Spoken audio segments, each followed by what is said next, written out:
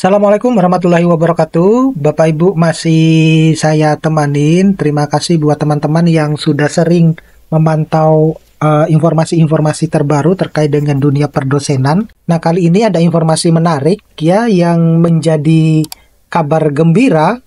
Satu persatu sepertinya kabar gembira ini akan muncul dengan gebrakan baru ya dari kementerian baru kita ini. Ini adalah yang terkait khususnya bagi teman-teman dosen yang saat ini posisinya itu sedang dalam proses tugas belajar gitu. Jadi kalau berdasarkan informasi yang saya dapatkan ya per 10 November ini ya, di mana ada sebenarnya pemberitahuan pengisian data diri atau PDD berdasarkan dengan Permendikbudristek nomor 27 tahun 2022 tentang pedoman pemberian tugas belajar bagi PNS Kementerian Pendidikan dan Kebudayaan, Riset dan Teknologi, dan Kemendikbudristek nomor 3 tahun 2023 tentang petunjuk pelaksanaan peraturan Menteri Pendidikan, Kebudayaan, Riset dan Teknologi nomor 27 tahun 2022 tentang pedoman pemberian tugas belajar bagi PNS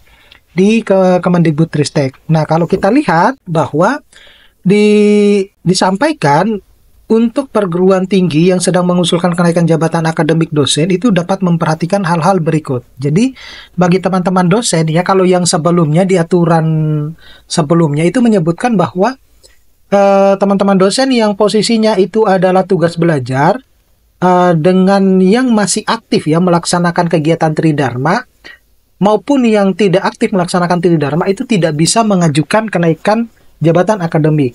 Nah, munculnya atau setelah pergantian kementerian ya dan terpecahnya kementerian, sepertinya ini benar-benar menjadi angin segar bagi teman-teman dosen, khususnya mereka-mereka yang saat ini sedang tugas belajar tapi tetap menjalankan aktivitas kegiatan tridharmanya. Nah, apa itu? Jadi, teman-teman dosen yang singkatnya ya, teman-teman dosen yang saat ini itu sedang tugas belajar dan masih tetap aktif melaksanakan kegiatan tridharmanya atau melaksanakan tugas jabatan yang disesuaikan dengan keputusan pemberian tugas belajar oleh kementerian ya, ataupun dengan kampus yang lain, kampus-kampusnya, maka dia bisa mengajukan kenaikan jabatan akademik. Dia bisa mengajukan kenaikan jabatan akademiknya. Itu kabar baiknya.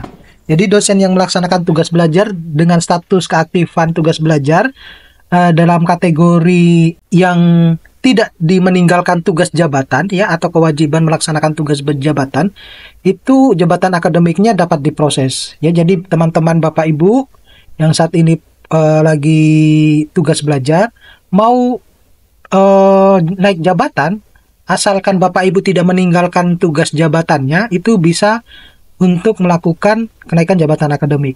Lalu bagaimana dengan teman-teman dosen yang bebas dari tugas jabatan? Ya, kalau yang bebas dari tugas jabatan tetap harus menunggu sampai yang bersangkutan itu dinyatakan lulus dan kemudian aktif kembali dan menjalankan kegiatan tridharma perguruan tinggi. Apakah masih harus menunggu 2-3 tahun? Nah, informasi itu sebenarnya itu yang lagi ditunggu-tunggu juga oleh teman-teman dosen.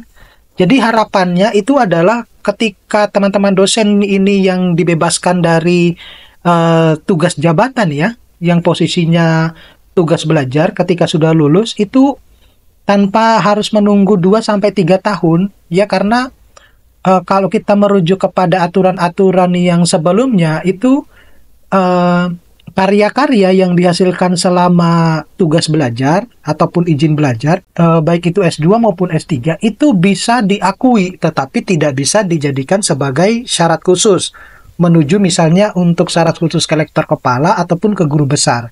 Tetapi kalau misalnya Kemendikbudristek itu ya, kementerian sekarang ya, itu memfasilitasi bahwa tidak harus menunggu 2 tahun dan 3 tahun, itu mungkin bisa menjadi pertimbangan khusus ya bagi teman-teman dosen, karena mereka saya tahu pasti memiliki strategi-strategi sendiri ya ketika pada saat mereka misalnya sudah defense ya, kemudian setelah defense itu mungkin 1-2 hari mereka punya paper-paper yang siap submit, itu bisa langsung disubmit sehingga ketika terbit paper tersebut itu sudah melebihi tanggal dari ijazah yang sudah ditetapkan, sehingga itu bisa dipakai sebagai syarat khusus untuk ke lektor kepala ataupun guru besar, sehingga tidak perlu harus menunggu 2-3 tahun. Karena saya yakin bahwa teman-teman yang produktif itu punya sebenarnya trik-trik khusus ya untuk bisa memenuhi syarat khusus menuju ke lektor kepala maupun ke guru besar.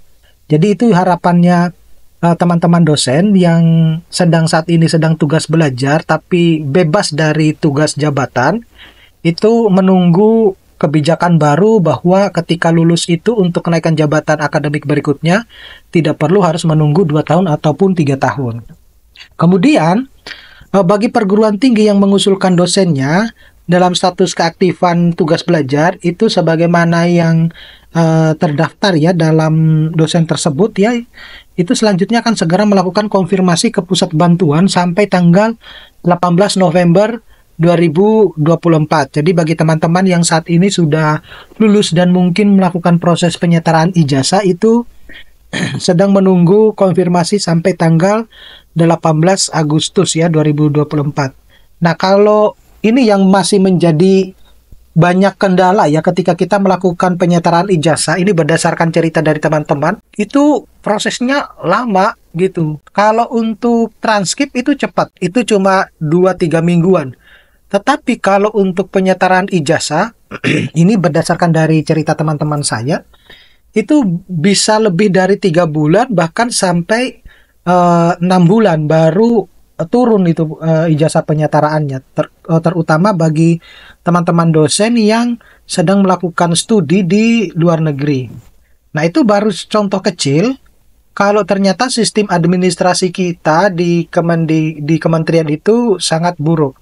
Nah, itu belum lagi kalau yang berkaitan dengan diterbitkannya surat tugas belajar ataupun izin belajar bagi teman-teman yang PNS.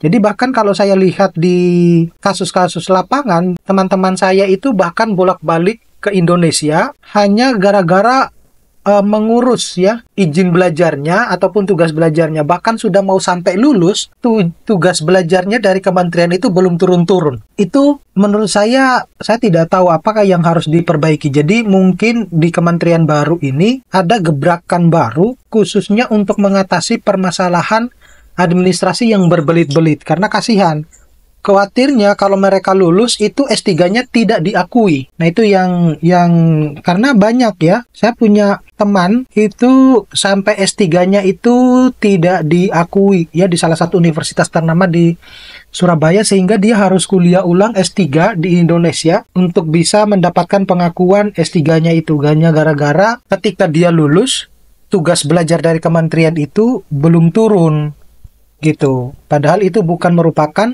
kesalahan dari yang bersangkutan, tetapi ya kesalahan dari administrasinya lah.